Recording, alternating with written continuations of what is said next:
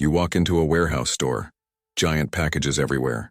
The unit price looks incredible compared to what you pay at the regular supermarket.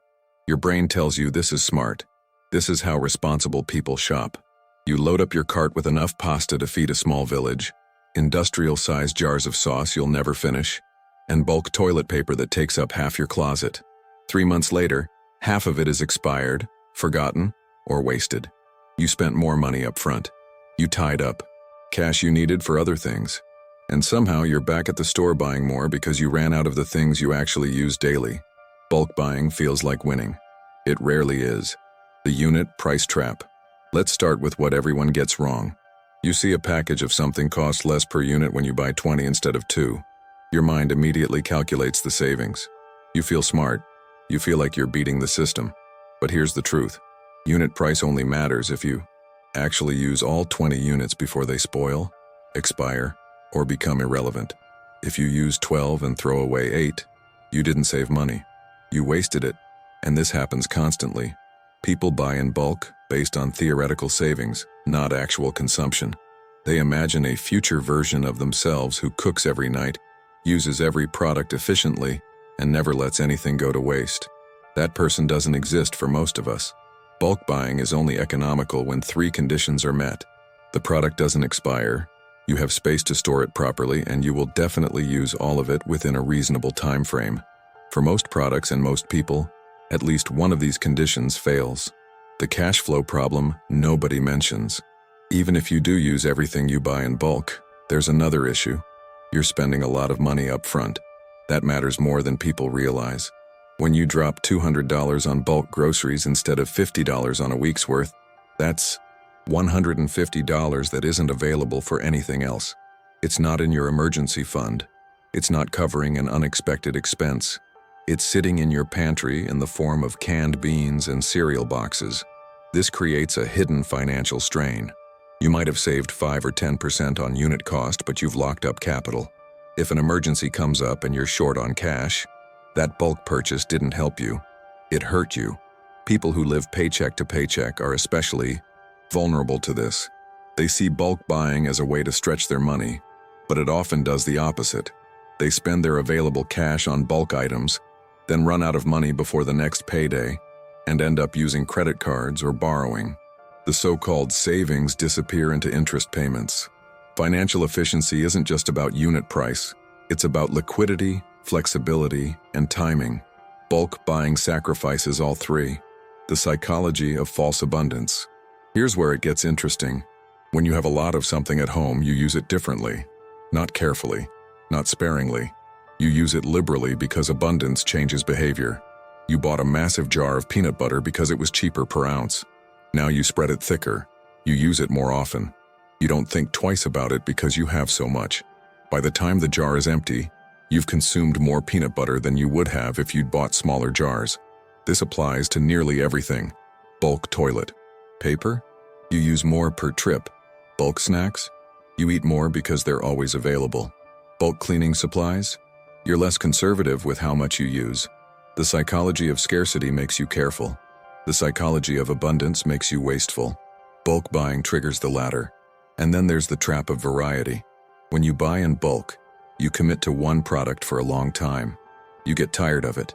You crave something different. So you go out and buy the thing you're craving, even though you have plenty of the bulk item at home. Now you've doubled your spending. This is why people with fully stocked pantries still go to the grocery store multiple times a week. The bulk purchase didn't replace future spending. It just added to it. Storage costs you don't count. Nobody factors in storage. If you buy in bulk, you need space. Space in your home costs money, even if you're not thinking about it directly. If you're renting, every square foot you pay for matters. If you're dedicating a closet, garage space, or pantry area to bulk items, that's space you're paying rent on. That's real cost. If you own your home, it's the same principle. Space has value. Using it to store 50 rolls of paper towels is a choice with an opportunity cost. You could use that space for something else, or you could live in a smaller, cheaper place if you weren't hoarding bulk goods. And there's the disorganization factor. Bulk items take up space in a way that makes it harder to see what you have. You forget what's in the back of the pantry. You buy duplicates because you don't realize you already have 3 bottles of olive oil. The clutter itself leads to more waste and more spending. Retailers know this. They know that bulk buying feels smart, but often isn't. That's why they push it so hard. They make more money when you buy more upfront, even if they're giving you a per-unit discount. They win on volume, and they win on the behavioral patterns that bulk buying creates. Perishable goods are a disaster. The worst bulk buying mistake is with perishable items. Fresh produce, dairy, bread, meat. People buy these in bulk because the unit price is lower, then watch half of it rot. You can't eat 5 pounds of strawberries before they mold unless you're making jam or feeding a family of 6. You can't use a gallon of milk if you live alone and only use it for coffee.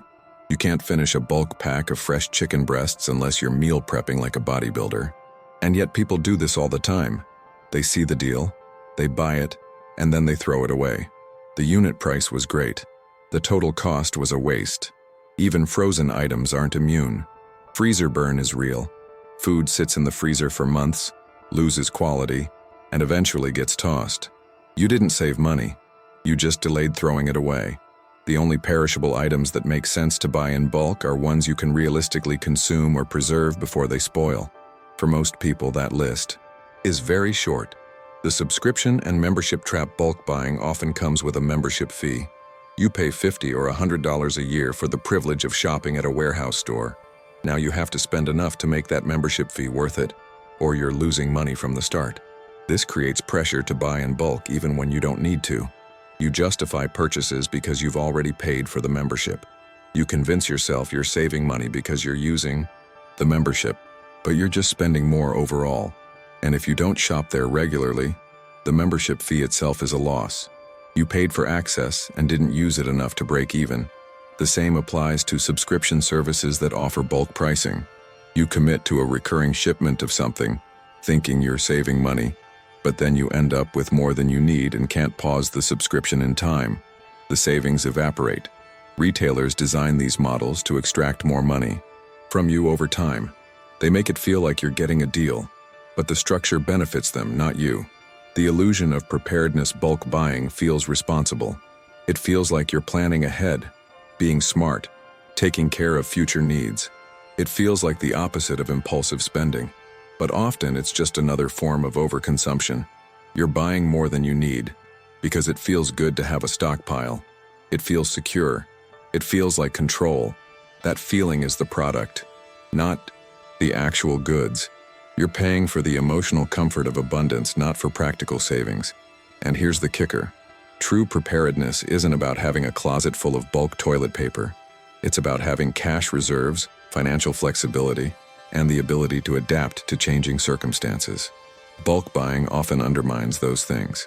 When bulk buying actually works, there are situations where bulk buying makes sense. They're just rarer than people think. It works when you're buying non-perishable staples you use constantly. Rice, beans, pasta, canned goods. Items with long shelf lives that you will absolutely consume. It works when you have the storage space and it doesn't create clutter or disorganization. It works when you're buying for a large household with high consumption rates. A family of 6 goes through groceries fast enough that bulk buying can be efficient.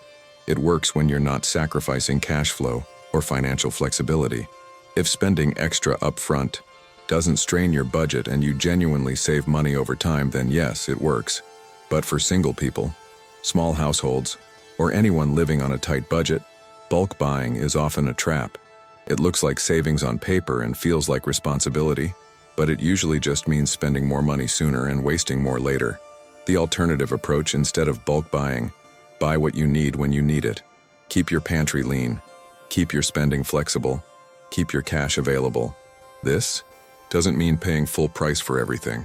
It means buying smartly within your actual consumption patterns. Buy sale items you'll use soon. Buy store brands. Buy smaller quantities more frequently. Track what you actually use. Most people have no idea how much of any given product they go through in a month. Once you know, you can buy accordingly without overcommitting. Use your money for liquidity and opportunity, not for stockpiling goods you might not need. Financial security comes from having cash available, not from having a garage full of bulk purchases. Bulk buying is marketed as smart spending. In reality, it's often just more spending. The unit price is irrelevant if you're spending more overall, wasting products, or tying up money you need for other things. Real savings come from consuming less, not from buying more at a lower per unit cost. That's the difference most people miss. Behavior beats bargains. The bulk buying mindset is rooted in a deeper issue, the belief that spending money is how you save money, that if you just find the right deal, the right discount, the right bulk package, you'll somehow get ahead. But saving money isn't about spending it more efficiently. It's about spending less. It's about consuming less. It's about separating your sense of security from the amount of stuff you have stored in your house. People who are actually good with money don't obsess over unit prices. They obsess over total spending. They ask themselves whether they need the thing at all, not whether they're getting the best per unit deal on it. This shift in thinking is what separates people who stay in financial stress from people who build stability. It's not about finding better deals. It's about making better decisions. Bulk buying is a decision that feels smart but often isn't. It's driven by the same consumer impulse that drives every other type of overspending. The only difference is that it's socially acceptable. It's even praised. But the outcome is the same. More money spent, more waste, more clutter, and no actual improvement in financial position. The real question: the next time you're standing in front of a bulk item, ask yourself, am I buying this because it actually saves me money, or because it makes me feel like I'm saving money? Will I use all of it? Do I have the space? Do I have the cash flow? Or am I just buying into the idea of savings without thinking through the reality? Most of the time, the honest answer is the latter. And that's the problem. Bulk buying isn't about math. It's about emotion. And emotions are expensive. The smartest financial move isn't finding the lowest unit price. It's spending less overall. It's keeping your money available. It's consuming intentionally instead of stockpiling compulsively. Bulk buying promises efficiency. It delivers the opposite. And until you see that clearly, you'll keep spending more while believing you're saving. That's the real cost.